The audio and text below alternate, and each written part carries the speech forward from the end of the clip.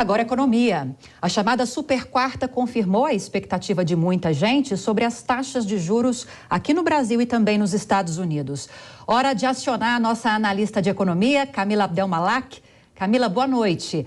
Vamos então começar pelo Brasil. O que decidiu o Copom sobre a taxa Selic? Boa noite, Lívia. Manutenção de juros aqui no Brasil. Foram 12 altas seguidas. O processo de elevação de juros no Brasil começou em março de 2021, a última elevação, portanto, em agosto de 2022.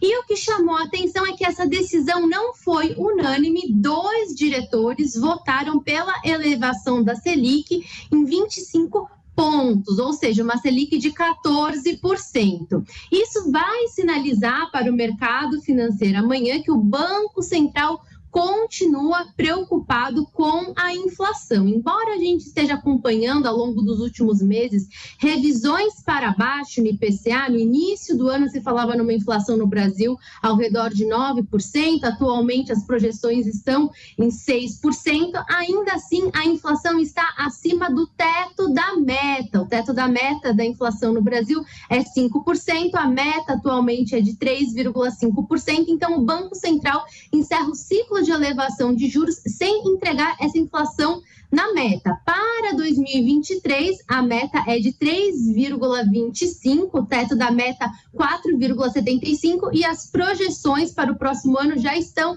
ao redor desse patamar de 4,75%. Por isso, o Banco Central se sentiu confortável em encerrar o ciclo de elevação de juros por aqui. No entanto, nesse comunicado que foi divulgado nessa noite, o Banco Central levantou o cartão amarelo para os investidores que estavam apostando no corte de juros já no início de 2023. O Banco Central comentou ali no comunicado que, se for necessário, dependendo do que acontecer no cenário internacional, ele pode voltar a elevar os juros. O que os economistas entenderam é que é mais um recado no sentido de calibrar as apostas dentro do mercado financeiro sobre um corte de juros em 2023. Esse corte ele deve acontecer não no início do próximo ano, provavelmente no segundo semestre, quando o ambiente inflacionário já estará melhor. E as projeções dos economistas para os juros em 2023 estão entre 10%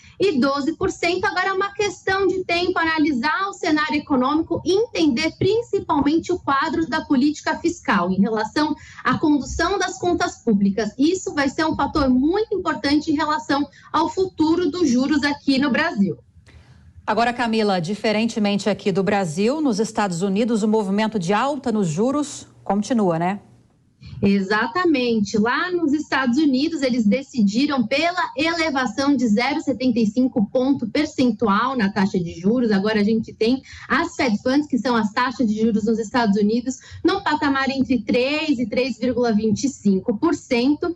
E os diretores do Banco Central dos Estados Unidos estão projetando a taxa de juros ao final de 2022 entre 4% e 4,5%. E eles revisaram para cima a expectativa em relação à inflação. Eles projetam uma inflação nos Estados Unidos ao redor de 5,5%. Alguns meses atrás se falava numa inflação ao redor de 5%, mas ainda há muita dúvida em relação a esse combate do processo inflacionário nos Estados Unidos. Inclusive, por conta desses juros mais elevados ao final de 2022, foi feita uma revisão em relação ao produto interno bruto dos Estados Unidos. Os diretores do Banco Central dos Estados Unidos, lá em junho, projetavam um PIB de 1,7% em 2022. Agora, a projeção para o PIB nos Estados Unidos é de 0,2%. Então, os Estados Unidos vai ter que adotar o tal do remédio amargo, que é uma taxa de juros para conseguir desacelerar o ritmo de alta dos preços. Lembrando que o processo de elevação de juros nos Estados Unidos começou em março desse ano, mas a inflação por lá está bem distante da meta. Eles também têm uma meta de inflação, que é de 2%, e a inflação caminha muito distante da meta desde março de 2021. Então, por lá, a batalha ainda deve continuar e deve reservar surpresas para o mercado financeiro. Agora, Camila, vamos à parte mais prática. Como essas decisões do Banco Central de manter a taxa de juros e do Fed, o Banco Central americano, de elevar essas taxas, influenciam a nossa vida, a vida do brasileiro?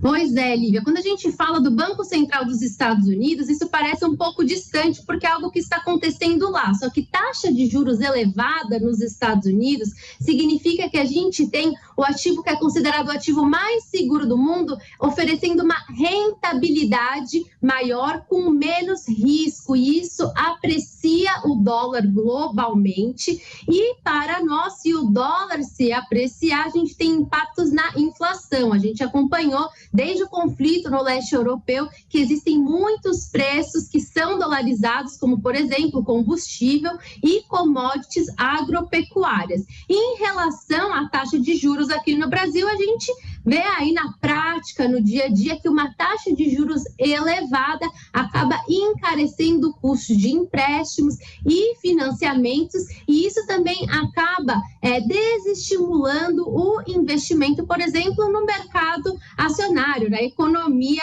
real, porque agora você tem uma rentabilidade mais atrativa, por exemplo, para ativos de renda fixa, que são considerados mais seguros. Então, a taxa de juros mais elevada, ela serve aí como um freio de mão na economia. Então, no Brasil, a gente vê essas projeções de PIB sendo revisadas para cima, lembrando que no início do ano se falava num crescimento no Brasil ao redor de 0,3%, justamente pelo medo do impacto da taxa de juros na economia brasileira. E a gente vê que mesmo com esse freio de mão puxado aqui no Brasil, as revisões são para cima na atividade econômica por conta de políticas que foram adotadas pelo governo, que estão se mostrando acertadas. Obrigada pelas informações, Camila Abdelmalak. Boa noite para você. Boa noite. Agora deixa eu acionar o nosso outro especialista em economia, Rodrigo Constantino. Sua análise dessas decisões do Banco Central, do Fed, abrindo um parênteses. A Camila explicou para a gente que a decisão aqui do Banco Central não foi unânime, que apesar dessa desaceleração da inflação, não é um movimento que se mostra como uma tendência muito consolidada. Alguns preferiam que esse índice tivesse, essa taxa, subisse pelo menos mais 0,25 pontos percentuais. Suas análises. Então, Lívia, começando pelo Brasil, né? Isso claramente não é uma ciência exata. É muito mais uma arte do que uma ciência. Você tem que ir calibrando e com muito cuidado para não dar um tiro de bazuca para matar uma formiga, né? Depende, por exemplo, de onde é a origem do problema inflacionário. Se é um choque de oferta, se é injeção de liquidez do próprio Banco Central e aumento de crédito na economia. São questões técnicas, mas eu estou junto com um grupo que acha que a pausa dessa alta de juros é justificável. O Brasil realmente está com índices de inflação bastante comportados e controlados, especialmente em relação ao resto do mundo. Já aqui nos Estados Unidos, eu faço uma crítica contrária.